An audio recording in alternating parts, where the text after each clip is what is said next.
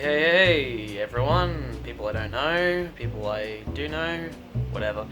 Today I am winging it again for Babysitter 2, Killer Queen.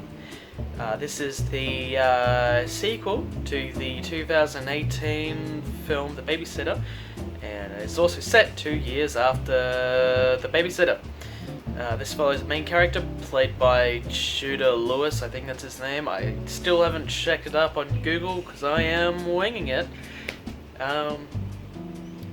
So in this sequel, no one has believed him about the Satanist cult because no one could find the bodies of anyone who he says was involved, so everyone thinks he's a crazy person. But his best friend, who does believe him because she was there on the night, spoiler alert, maybe, I don't know, I haven't actually seen the trailer for this film yet, doesn't matter, winging it. So just saw this film, it's a Netflix original, pretty solid sequel, does reference the first film a lot, to the point where it actually brings back the bad guys from the first film, which is kind of cool because you got like some pretty interesting characters. You got like King Buck, who's that Vine star who I haven't seen in forever, but he was actually really funny in the first one and is still pretty funny in the sequel. One good thing is, minor spoiler alert, he stays way longer in the sequel than he does in the first film, which is good because clearly they realized that this comic relief was a comic relief that worked.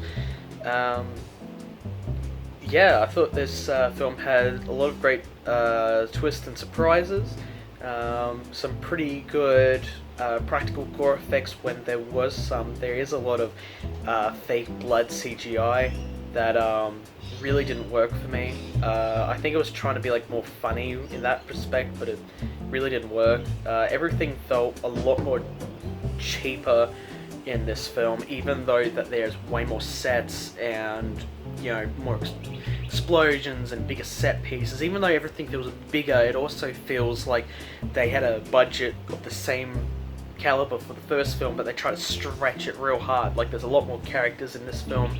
The first film felt really more contained, and really did a lot with maybe a small budget. This one tries to do a lot more than it probably should. It bit off more than it could chew, so to speak. Still, I think this was a pretty solid sequel and did have a lot of great laughs. Like, this film, just like the previous film, pretty much knows it's a parody, sort of knows it's a comedy, just throws us lots of cool, crazy stuff. There's some pretty cool effects. Highly recommend this film if you're a fan of the first film. If you didn't like the first film, you're probably not going to get much out of this one. You might actually not like it. But I actually binged both films all in one day today. A